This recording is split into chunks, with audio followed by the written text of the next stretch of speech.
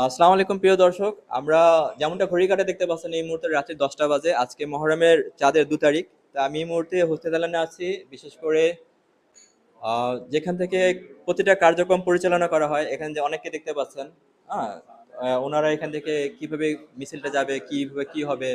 তো অনেক কিছু এখান থেকে ওনারা নির্ধারণ করে থাকেন। এখানে আমরা একটা পুরাতন ছবি দেখতে পাচ্ছি। খুবই রেয়ার একটা ফটো। আমি আপনাদেরকে সেই ফটোটাও দেখাচ্ছি। খুবই চমৎকার।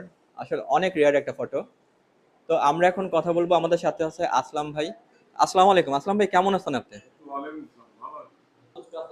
হ্যাঁ, হ্যাঁ, আমরা তো প্রতি বছরই আমরা সন্তুষ্ট নিরাপত্তার দিক দিয়া।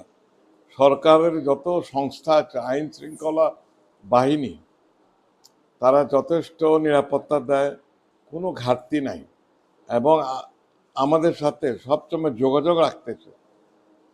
আপনি আমার সাথে এসে তারা